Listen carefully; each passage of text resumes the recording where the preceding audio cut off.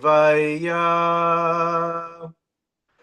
Om Namo Bhagavate Vasudevaya. Om Namo Bhagavate Vasudevaya. So today we are studying Srimad Bhagavatam, Canto 10, Chapter 84, text number 13. This is the fourth most quoted verse from the Srimad Bhagavatam by His Divine Grace, A.C. Bhaktivedanta Swami Srila Prabhupada.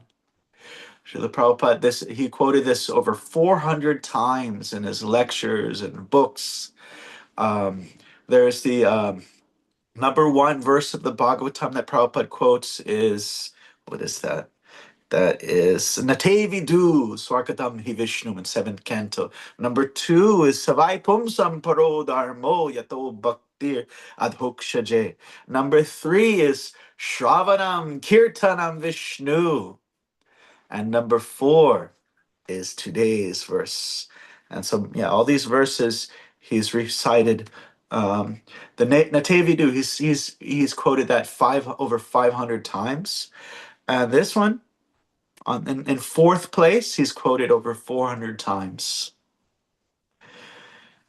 Yasyatma buddhi kunape chidatuke swadikalatradishu boma ijadi yatirta buddhi salile nakarhichet janeshu abhigeshu saeva gokara yasyatma buddhi chinape kunape chidatuke swadi kalatradishu boma ijadi yatirta buddhi salile nakarhichet janeshu bha abhigeshu saeva gokara.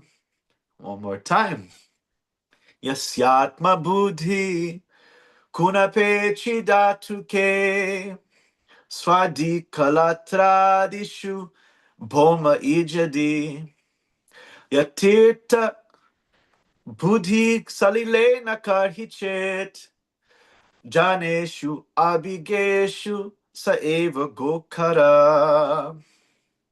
So the word for yasya means yasyatma, atma, self, buddhi means an idea, how they think. Actually, anyone can guess, what is the key word in this verse? Key word in the verse.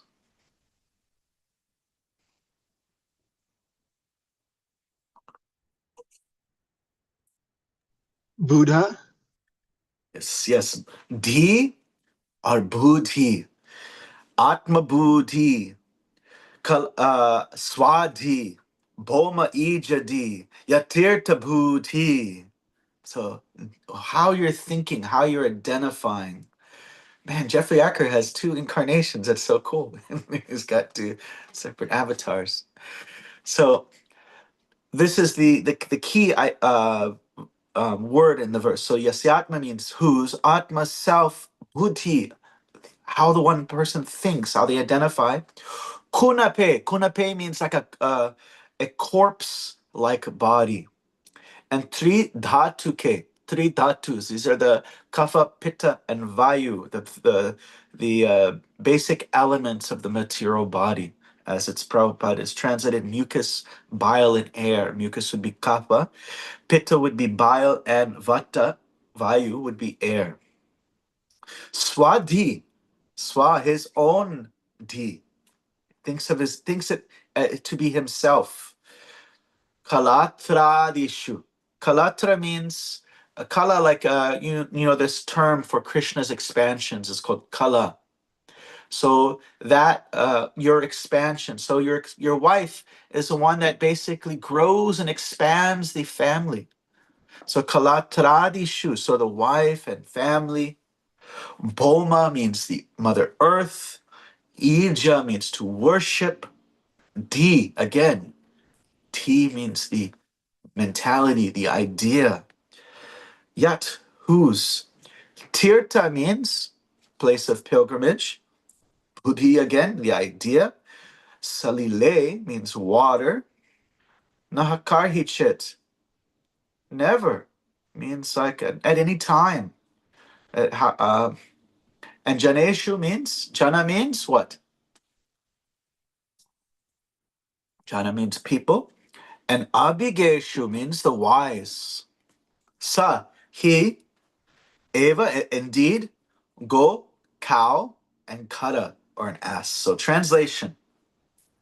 One who identifies his self as the inert body composed of the mucus, bile, and air, who assumes his wife and family are permanently his own, and who thinks an earthen image or the land of birth, his birth is worshipable, or sees a place of pilgrimage as merely as the water there, but who never identifies with, feels kinship with, or worships, or even visits those who are who are wise in the spiritual path, spiritual truth.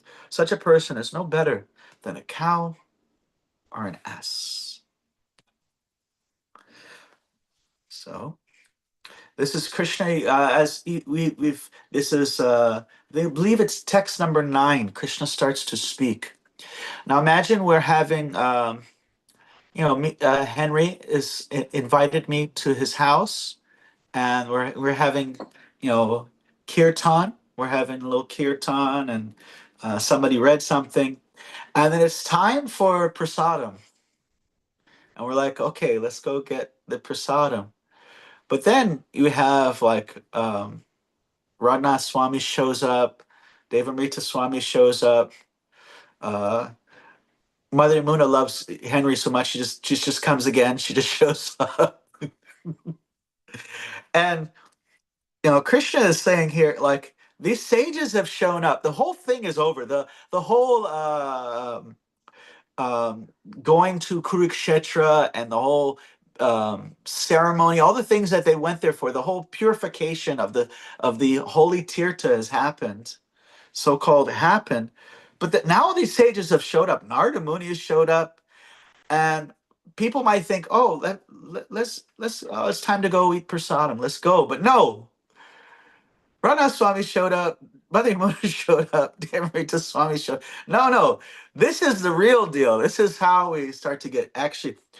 As in the previous, I think 2 verses back, Krishna says, "Yeah, you can get purified, um, by repeatedly going to these holy places, but after some time, take some time. But even just simply seeing these saintly persons, very quickly, we can become transformed very quickly. And you don't get transformed just by, maybe just seeing the holy places, but just seeing the Vaishnavas, seeing these great exalted, as he says earlier, the Yogeshwars, great masters of yoga, and most of them were all great bhakti yogis. One becomes purified. So he's telling the devotees, all the people there, this is, to refocus. This is the time we got to hear from these sages. This is the real this is why we came here. This is the real business, is to hear from these great sages. And Krishna glorifies them so much that they actually become bewildered, because here's God saying, "Oh, I'm so glad you're here. Now I'm going to be purified." And they're like, they're like, "We came here to like worship you." um so let's hear the purport. True intelligence is shown by one's freedom from false identification of the self. So the intelligence, the intelligence is inspired, is driven by whatever we identify with, what is our, swa, our sense of self. So if our swadi is in the sense of kunape, in a corpse-like body made out of kapha pitta vata, or the place of our birth, or our, if then our intelligence is not very clear. So here's the purport. As stated in the Brihaspati Samhita, this verse is quoted in um, so many commentaries on this verse. Agyata Bhagavat Dharma Mantra Vijnana Samvida Naraste Gokara Geya Apibhupala Vandita. So Gokara, go cow, kara, donkey. Men who do not know the principles of devotional service of the Supreme Lord should be known as cows and asses, even if they're expert in technically analyzing Vedic mantras and adored by world leaders. So if they're very smart, and they're so smart that even the leaders of the world are inspired by them. Donkey. Here it says, if they don't uh, know the principles of love and devotion unto the supreme divinity. Continuing, the imperfect Vaishnava advancing towards a second class platform, he identifies himself with the sages who established this true spiritual path, while he still may have some inferior material attachments to the body, family, and so on. Such a devotee is not a foolish cow or stubborn ass like the majority of materialists, but the most excellent Vaishnava who has gained the special mercy of the Lord is broken free from the bondage of illusory attachments altogether. So you have different classes here. You have the Gokara. So the Gokara means someone who is here. He may have very dharmic life, technically analyzing Vedic mantras, a great world leader, but he does not have the attachment to the Supreme Lord. And so that's called Gokara. And then you have those who are not expert in following dharmic life, who are not a great advanced world leader, who are performing sinful life. They're called less than animal. So you have Gokara is the animal level. And Krishna is saying, no. If you're just doing all this religious stuff, as it's stated, what is this? Dharma shunishtitapum vikshaksena katasyat not pariyat yadiratim Shrama eva hi kevalam. Rati, if your dharma, if your spiritual, your religious activities do not result in attachment to the Lord, you're wasting your time. So he's saying, Gokara. And then there's the next level is a person who is attached to all those material things, but they're also worshiping the Lord. Maybe actually this is the Kanishta platform. They're just worshiping the Lord out of maybe just tradition. Their grandmother was a Vaishnava, and so they started doing some puja to Lord Vishnu. And so they don't even have faith in the sastra. They might just have faith in just what was handed down in the family tradition. And they're called. This is a Vaishnava Abhas, Chaya Abhas. Means like it's like a shadow of the real thing. But still, there's so much benefit that is there. And then you have those who are Madhyama, who are maybe attached still to the body and see the family as their own. And if they say, oh, I'm from Honolulu, Hawaii too. Oh, wow. Yes. Oh, what street? Oh, you lived right across the street from Punahou School. Oh my God, so great to see you. And if you meet somebody who lived down the street from you, you're like, Boma Ijadi, my land of worship. Yes, so great to see you. But that person is also not Gokara. That person is well beyond. That's the Madhyamadikari. Still a little attachment. But here it says, but the great, most exalted, who is broken free from all bondages of this material connection. And the last part of the purport, it says, according to Srila Vishwanath Chakravarti Thakur, the words Bhoma Ijadi, he who thinks that image made of earth is worshipable, refer not to the deity of the Supreme Lord and his temple, but the deity of the devas, the demigods. And the words Yatir Tabulile Salile, who sees a place of pilgrimage as merely the water there, do not refer to the sacred rivers like the Ganges and the Yamuna, but to the lesser rivers.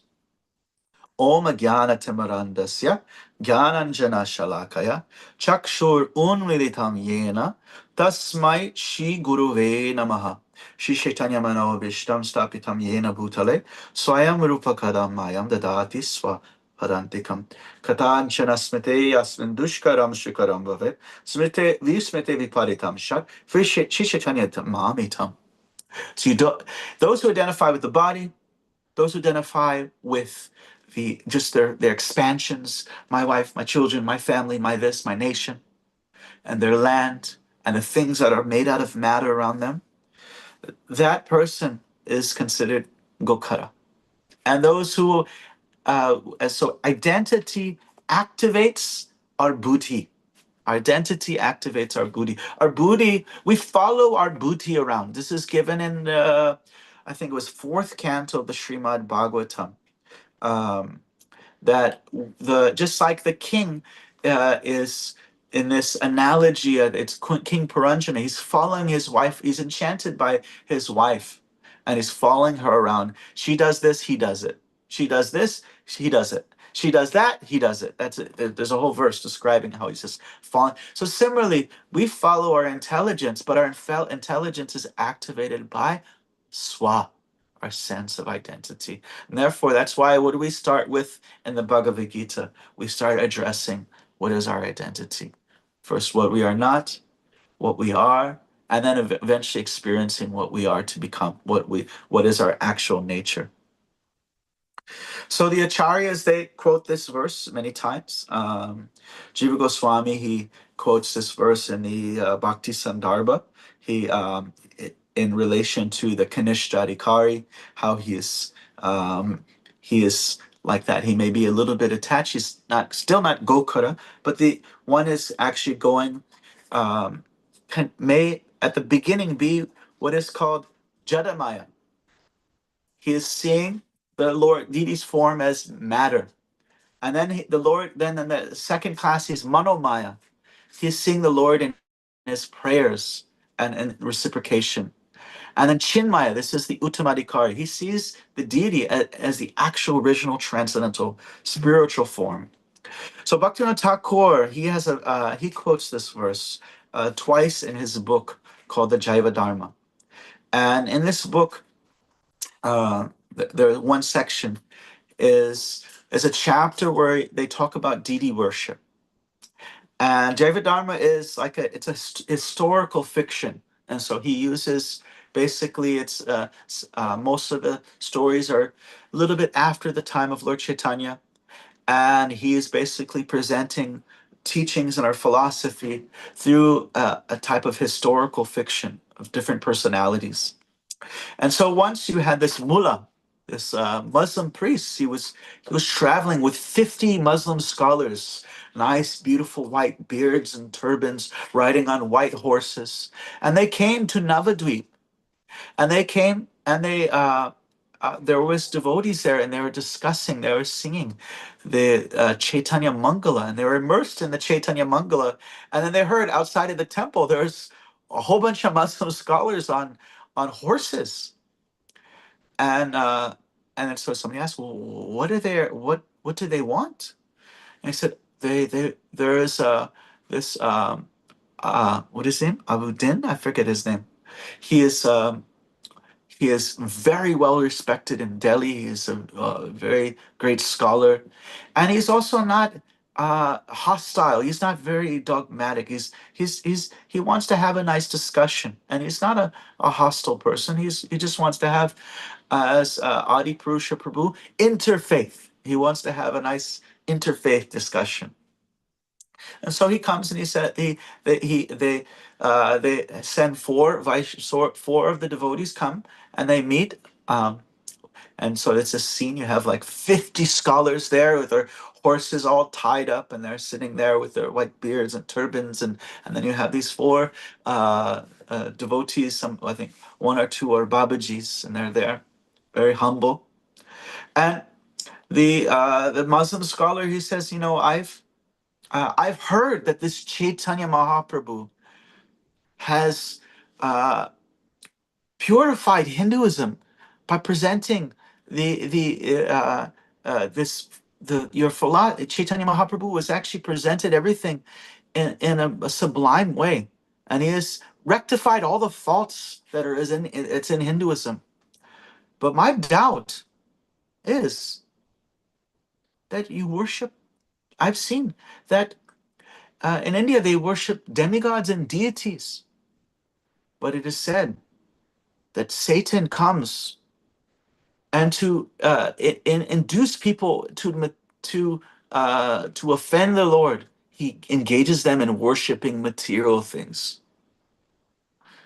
And so I've heard that Chaitanya Mahaprabhu has rectified the faults complaint contained in Hinduism. But why are you also worshiping the deity? And so they have a nice discussion. And so the devotee begins to speak, and he says that actually this name Allah, it means the greatest above everyone and everything, unsurpassable greatness. But we feel that the divinity must be understood to be even more beyond that. Chamatkarika means that it complete infinite wonder and uniqueness. All the opulences of the Supreme Lord should be um, illustrated there. Therefore, we have this term Bhagavan. Bhagavan. Uh, so, like if you have ultimate greatness, it doesn't mean also the ultimate minuteness. Therefore, the Bhagavan, Aishwaryasya Samagrasya Virasya Yashashastriya, these are the six opulences that are indicated by this term Bhagavan. So he begins to explain this Aishwarya. This means absolute, unlimited opulence, absolute magnitude. So you're saying Allah, absolute magnitude, but also infinite minuteness, plus unlimited further opulences. So that's one. Then virya means omnipotent. He's the impossible is possible by him. Virya means he can have a form and simultaneously formless. That's yeah. Actually, this is what just to back up the Muslim scholar said. Yeah, just like you, he said. I spoke to some brahmanas, and they said, yes, we think God is formless, as you were saying, but one should just imagine some form of God and worship of it. And that's why we have so many deities. And he said, I spoke to all these brahmins, and I wasn't satisfied, and now I'm coming to you. So continuing on. Another one is, so number one, Aishwarya means infinite magnitude, infinite minuteness. Then you have Virya, omnipotent means can be personal, impersonal. Can the impossible is possible. Yasha, Mangalamaya means his all famous Nectar Leela. That means he's got activities. Shriya means a reservoir of all beauty is there within this divinity. Jnana, Ashesha Gana means unlimited knowledge, absolutely immaculate, perfect, and complete. The embodiment of transcendence, the supreme spiritual object, inscrutable, materially inscrutable. This beatific eternal form of the supreme deity is a very embodiment of that. It's not material. It's an embodiment of consciousness. Because you say butte, this is the term that he said. This is the term for things that are material, but actually the Lord is non-material, and he's also vairagya. He's completely the supreme controller, disentangled. Just like um, when we were when I was young, we had the Nintendo and you had the controllers, but sometimes the cables would get entangled. But he's a supreme controller, but it's completely disentangled. He has no entanglement, although he is controlling. So he's and then and on top of that, it's not only opulence, but it's also sweetness. And so he says divinity should uh, uh, cover all these points. And then the mullah, he said, yes, you're right. Actually, our Quran states all these six opulences are also shared in our Quran. And so he said, it is actually not idol worship. Some we also don't agree of some improper, fictitious, imaginary form of the Supreme Lord. Uh, so then you have someone saying, "Can you invite me? Is there somebody in the waiting room?" Is somebody in the waiting room? And Krishna Kumar is maybe in the waiting room. So the devotee extends actually, if you're thinking, so this material worshiping God, worshiping matter as God, that depends on your intensity of faith and attachment. He says, you're a great scholar, but are your disciples, is their meditation upon Allah, is it a meditation on done with the material element of the mind? Maybe you're connecting, you're meditating on the spiritual form, but is their meditation just a mental monomaya, a concoction of the mind? It is something that is just simply a meditation, a mental meditation, not a spiritual, but the mental means the material. So he says, let's see. He says, good. Yes, you accept God's divine beauty. That means God must exist in a realm of transcendental beauty. He says, yes, but to make a replica is material. Worshipping matter is not worshiping God. And so then he quotes this verse that the devotees, we don't worship matter. What is Bhoma Ijadi? The devotees, the Gokaras may worship matter, but the devotees don't worship matter. And even furthermore, Bhaktivinoda Thakur quotes this verse, Bhutani Yanti Bhuteja. Those who worship matter, go to matter. This is also translated as those who worship the Bhutas, the elements, but also the ghost, go to the ghost and spirits. You know this from the ninth chapter of Bhagavad Gita. So he's explaining, this devotee is explaining that according to the degree of purity, the lower degrees of knowledge and purity, the more they're worshiping something that is material. And the higher their purity, the more they're accessing and actually connecting to the spiritual. So let's see. To assume divinity in a sculpted deity, earthly deity, is ultimately identical to the neophyte's meditation upon the image of God created within the mind. So this is, both are there. You're worshiping a deity in your mind, some kind of concoction, and you're worshiping the so-called stone statue. But that's actually not the pure form of deity worship. Um, but even the non-pure form, the neophyte who's going to the temple because his grandmother was a Vaishnava and he's offering some puja hoping to get some good luck, that is still beneficial. And if there is no deity, then there is no object for the senses and the mind to fix, because it's actually by this fixing of our senses, as we have our um, aesthetic ascetic. You know, Lord Chaitanya was the aesthetic ascetic. Aesthetic means it's very sensual. We have prasadam, we have beautiful deity worship, we have beautiful kirtan, we have all these things for the senses. And by that, we become ascetics, we become detached from matter. So, in the beginning, as it said, Jadamaya, then it goes to Manomaya, then Chinmaya. So, and then he quotes another verse from the Bhagavatam, which is like this Brahma Simhita verse. And he says, it's like a salve when you put it on your eyes and it helps you to see more clearly, a medicinal salve. So, similarly, when love is put on the eyes, then you can see. And with this spiritual practice, everything becomes more clear. And so by connecting to the Lord's personal form, actually one becomes purified, not by discussing what is not spiritual. Neti, neti, neti. Look, because if we're just trying to figure out what is spiritual by removing the material, then what power do we have? Bhaktivinoda Thakur says it's like a prisoner saying, okay, I want to be free from prison. I'm going to be free from prison. No, you are powerless. The only way is to connect to the divinity. And so you connect to the divinity through his hearing about him, his becoming attached to his name, his form, his pastimes, etc.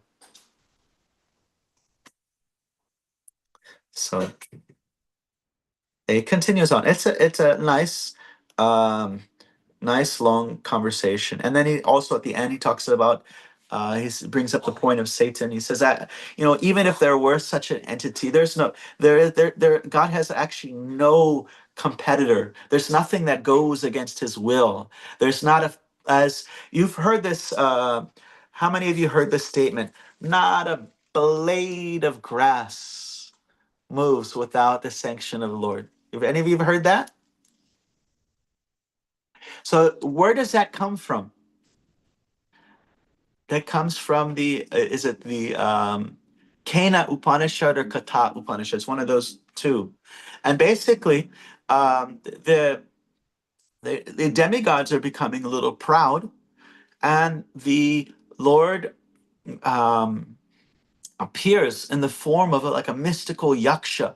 A yaksha is, as what they call in Japan, yaka, like a forest spirit, some kind of mystical, like we have in Ireland. They say fairies and leprechauns, all these mystical forest beings that are there that exist, and so the different demigods are like, what is that thing? What is that? What is that?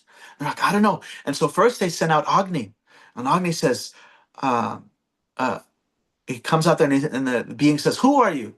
And he says, "I'm Agni, god of fire. I can burn anything." He said, "Really?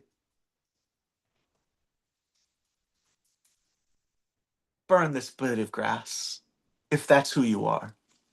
And then he said, "Yeah, okay." And with all of his might, he tried to burn that blade of grass. Nothing, it had no effect. Then came Vayu. Also, he said, "Who are you?" He said, "I am Vayu. I can push anything with my powers." He said, "Okay, move this little blade of grass that is on my hand." And he was not able to move it. Then Indra, he is considered more of a Vaishnava. So he was like, I think that's I think that is some special personality. And then this was revealed. This is uh, because the demigods were thinking that they were so powerful and that the power was coming from them. The Lord came, and they were showing all their power, and they could not even do a little damage to a tiny piece of blade of grass. And he was showing what is the extent of their power, that it all comes from them. And so there is no devil. If there was some, that we have in the Vedic culture, we find there are all kinds of species of life, as we said, leprechauns and fairies and devils and hobgoblins and etc. But nothing has independence from the Lord. This is all under his, everything is under his will. There's no competition there. And so this is why we have our engagement with the deity. The deity may appear to be matter, but it's just like the ATM may appear just to be a little computer, or the mailbox might just appear to be a little box. But when it's connected and authorized by the U.S. Bank of America or the U.S. Postal System, it works the same. The exchange is there, and in the beginning it might not be kanishta. It might not be actual real devotion, but there's some opportunity for some kind of uh, little bit of affection, a little bit of something will grow out of that. um, some last points. Yeah, we see um, like Bhaktisiddhanta Saraswati, he traveled all of India preaching, and it's described that he did not actually spend much time going to bathe in holy places and holy rivers, and he was mainly engaged in bhajan, preaching, and writing. And so um, we understand these are the supremely potent. So we go to holy places. Why? To associate with the holy people there. That's our main thing. And we want to change our swadi, our sense of self. Krishna, I'm Krishna's, and even higher, Krishna is mine. Like just like a person might think that my wife is mine, as it says in the verse, permanently think that this is my, these are my Actually, we should Krishna is mine. He's mine, my sweetheart.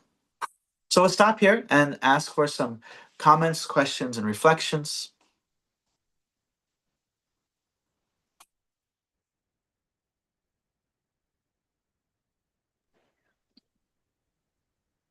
A clarification, Nitai Chand Prabhu. Is it that Krishna is mine or I am Krishna's? How does that work? Both. Here, this is a quote from Prabhupada. Krishna is mine, and I am Krishna's. That's our actual position. Thank you.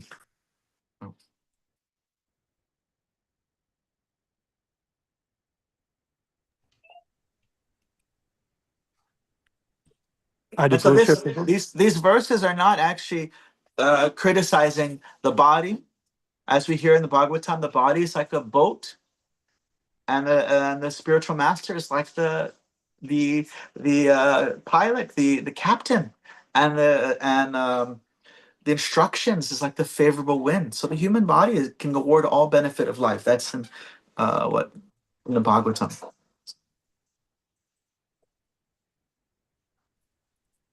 Hare Krishna, can you hear us okay? Yes. Okay, just a little closer. Hare Krishna. So I was very impressed one time. Someone was challenging Srila Prabhupada, why are you worshiping statue? It was a strong doubt challenge. And Srila Prabhupada, the way he spoke was very calm, simple, and clear. He said, we are not worshiping statue. We're worshiping God. That was it. It wasn't very philosophical, but the tremendous calm conviction that he spoke. No, we do not worship. We are worshiping God. But okay. So people have this legitimate concern that we might be misdirecting our worship, but just an irrefutable statement and fact with that tremendous conviction, it just blew me away. So what happened with the Muslims when they presented all this philosophy and everything? Did they say, "Oh, okay"? They accepted it? They no. So it's described that they seemed to be pleased by the arguments, and they kind of just nodded their head. It didn't say anything like now they're Nitai Gaur Haribo, but it seemed like they were pleased with the arguments, and it's historical fiction, but it's also meant to be like like how things normally happen. Like you have 50 scholars of a particular tradition. If at least there's um, can be satisfaction and appreciation. And so it seemed like they, at the end, it says that they appreciate it. It seemed that they appreciated. That's how the chapter ends. The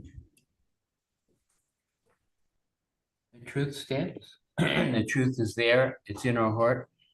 Nothing from scripture is not also written already in the heart. And just the Prabhupada's faith. That's what struck me. He was not shaken. There was no doubt. There was no room for any kind of refuting what he had to say. Yeah, that's cool. I don't know. I was just impressed by the way he did that so simply. Well, where's your problem? So just to reiterate, the subject of the verse is not the body, not the family, not land, not rivers. It's not condemning those ideas, but it's actually condemning the identification. Got Bima's hand up. And Am I okay? Yes. Hold on here.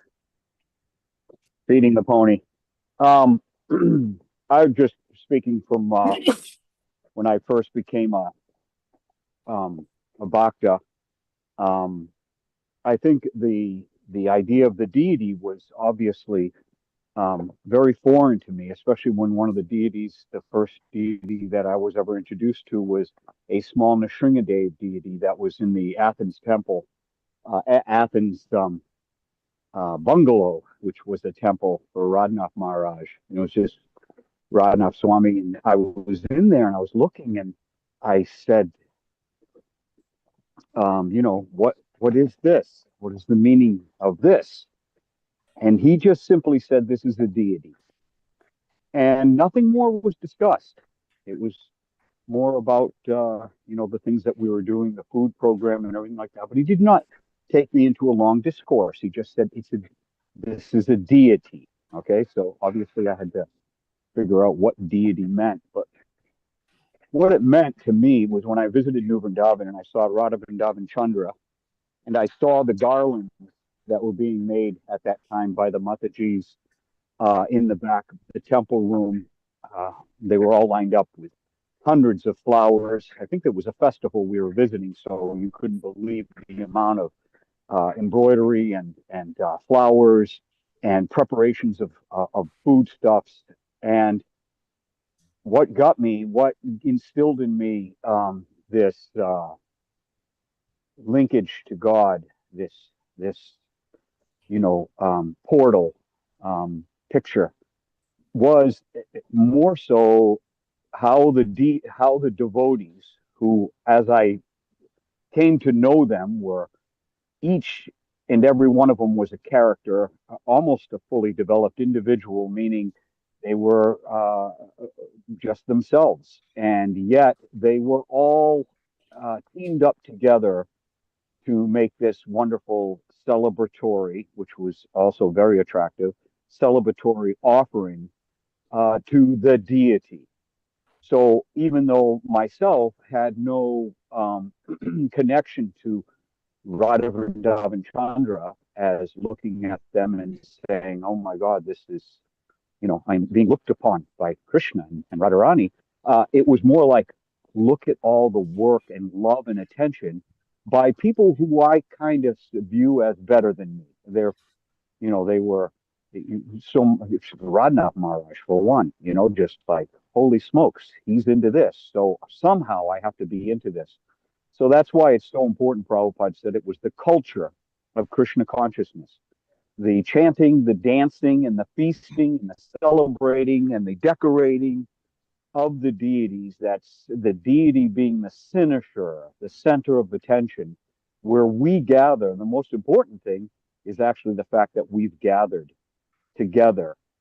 And if we forget the deities that surround us, if we forget the devotees that surround us, and that in each devotee is the deity, Radha and Krishna, in their heart.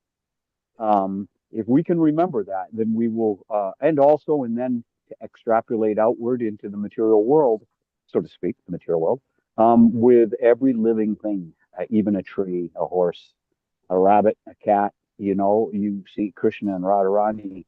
You try to remember the deity of Krishna within Krishna and Radharani within the hearts of all living things, and that's that sort of always remember Krishna, never forget Krishna. We can use the world to reflect back all that, whether we're on a pilgrimage or whether we're in our backyard. Hare Krishna.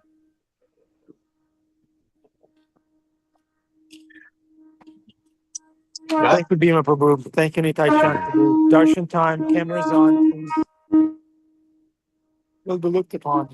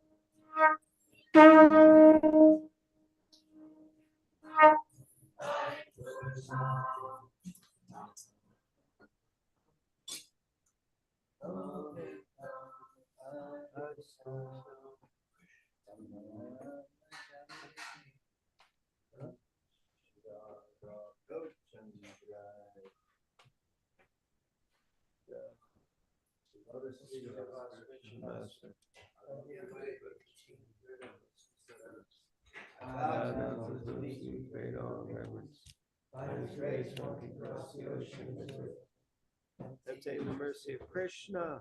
My only wish is that my conscience is purified by the words of names in his lotus mouth. Attachment to his lotus feet is the perfection that fulfills all desires.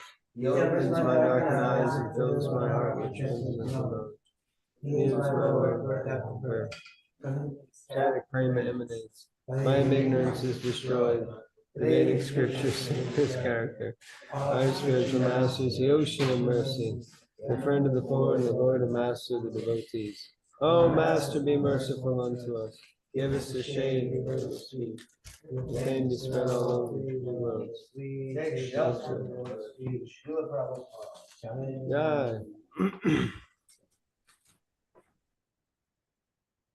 So saying, Bhima is thinking like Jiva Goswami. Is he was so Jiva Goswami quoted this verse when he was talking about the different classes of devotees, and the second class, the first class, the third class is he just sees Krishna and just the deity, and maybe their guru, and that's it. You know that it's just. But the second is they see Krishna and everyone. They see they love Krishna. They have friendship with the devotees. They're kind to those um, who are misguided but innocent, and those who are hostile to the idea of devotional service. They're indifferent. So we have many hands up. Please share. Min Kim.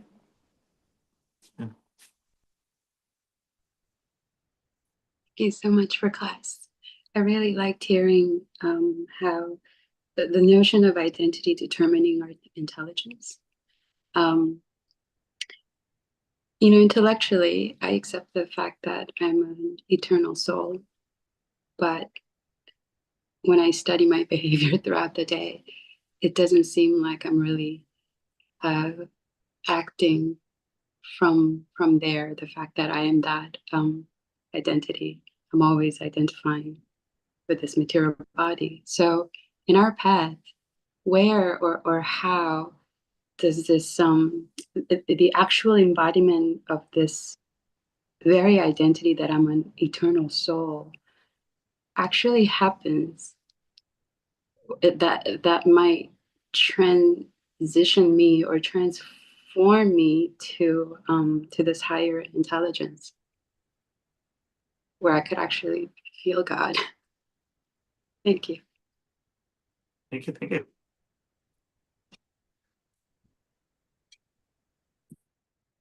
We also have Vijay Krishna Prabhu. Mitravinda Devidasi Mataji, she's first. Okay, yes. Please. Hare Krishna, dear Vaishnavas. Thank you so much, Prabhu, for letting me get in there. Thank you for your sharing today, Prabhu.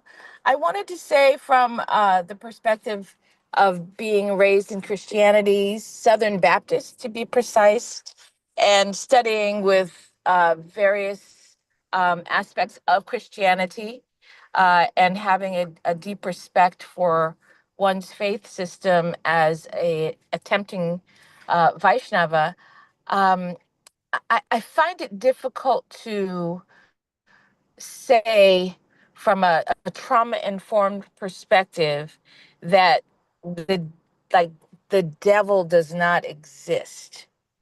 And I'm saying that because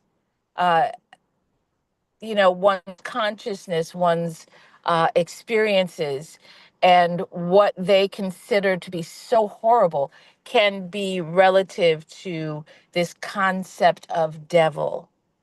On the other end, what's one's concept of God is also there. So I can't. Again, from my perspective, I cannot determine what is what for someone else, Yeah. and So that for me is relatable to what my Guru Maharaj Bhakti Tirtha Swami shared many years ago.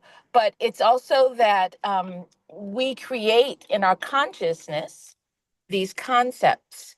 So someone's car can be God to them. They worship it regularly, puja and, cleaning it and singing to it, so many things. So I just wanted to speak on that from a way that relates to how we deal with, I'm sorry about that.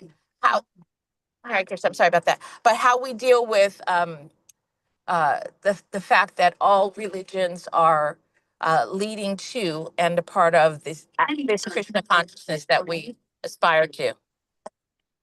Hare Krishna. nice.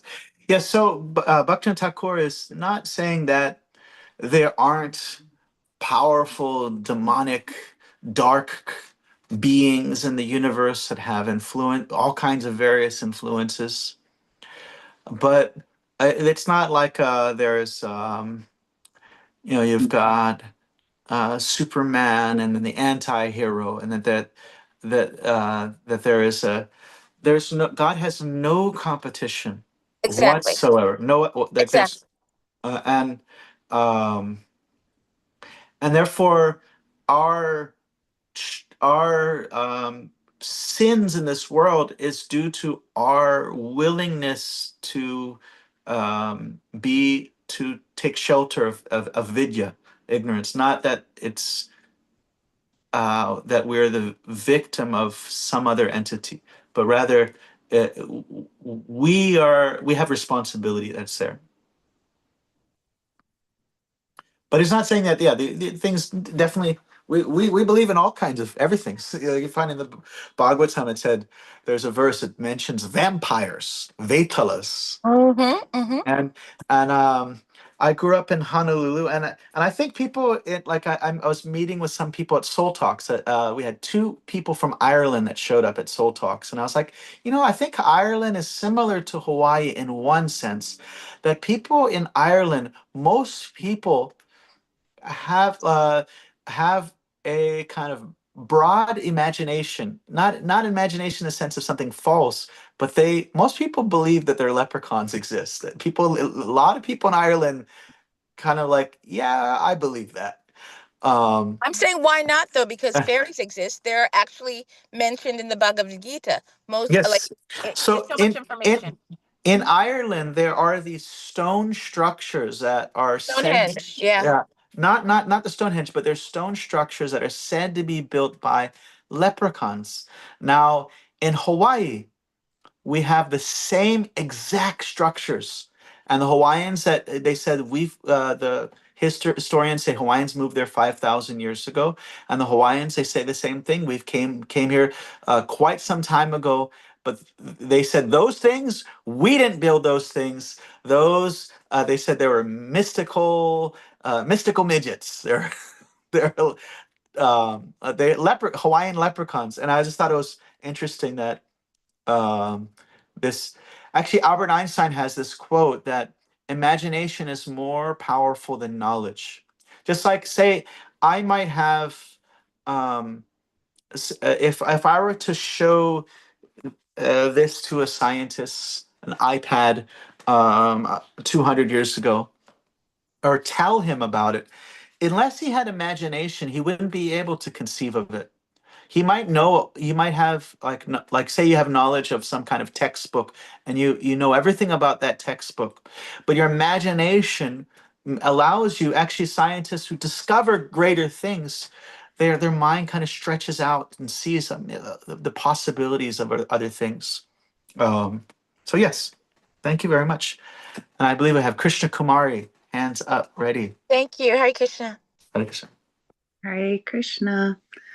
Years ago, Rashana Swami used to stay here in upstate New York, and he would very fondly talk about the Van Devis, these very small assistants of Vrinda Devi, who very elaborately would decorate the forest. Wow. And then also, I have a friend right now, she's studying Christianity. She's an initiated devotee, and she's just doing it with some old friends from high school or something. And she just said when they talk about Satan, it's actually, she's saying it's Maya. It's actually like, she's like, wow, they're actually just talking about the name we give to Maya Devi, So I just thought that was an interesting observation on her part. Thank you. And he shared the name Menahunis. And I was like, just like the Irish people, Hawaiian people grew up in Hawaii. They all kind of have some stretching of they all feel like, yeah, I think these things are real. A lot of Hawaiian people grew up in Hawaii think of ghost, and they think the Menahunis also are real. All right, I believe we got Vijay Krishna Prabhu. Yes, Nityananda Prabhu, can you hear me? Yes. Yes, thank you very much. You're most kind, Dandavat Pranams Prabhu.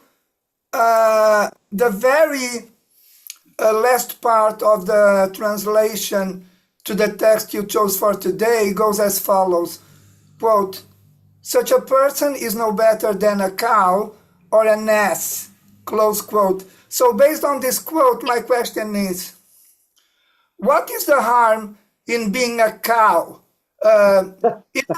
Isn't it that the cow is the most beloved animal of Lord Krishna? That is my question. Mm-mm. So Jiva Goswami, he also translates this verse as that there is what is called the kata, the ass. He's only bringing he's such a fool that he's carrying food meant for the cow, not realizing that food is all around him. So there's a famous verse, I think it's in the second canto, that talks about the materialistic mindset to be an animalistic mindset. Swavidvara ustra ustrakarer samstuta purusha pashu, that those who are like hogs, those who are like dogs, those who are like camels, and those who are like donkeys, they worship, they honor people who don't Right. worship God. And one may think, okay, this sounds really, really kind of a very harsh analyzation. And then they explain how each animal represents different mindsets. So the hog represents the mindset of someone who Come on, has no get over. discrimination in their eating, their diet, their habits. A pig will eat anything. It will Move over. mate with any member of the family. So this is we've seen in this society, people don't have discrimination in their habits. Hogs, um, the camel, it eats the thorny bush because it likes the flavor of the thorny bush when it mixes with their own blood. And so similarly, a person may do things that are like life sapping, like there's drug addictions, addictions. There are different things that a person will do for the purpose of enjoyment, but they sack the very energy of their lives, the very aura, the very thing that gives them vibrancy.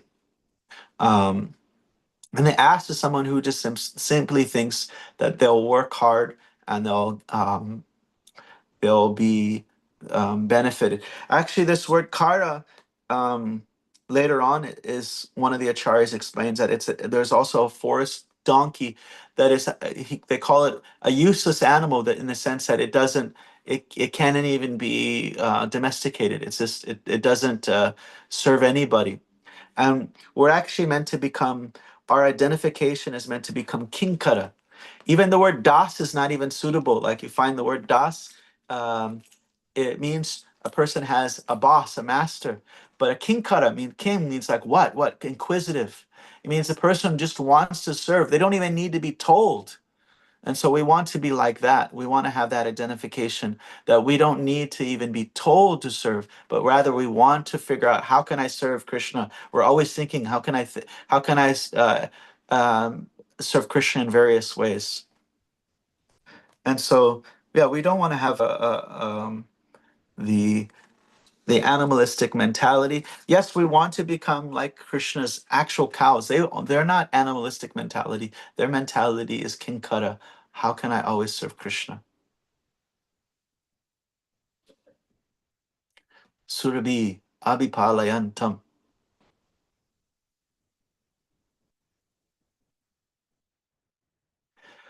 So I think we're quite over time.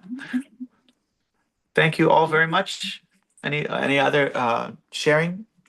I would suggest maybe everyone can try to memorize this verse. It's not the easiest one, but it's definitely an important one. Can you read the translation again?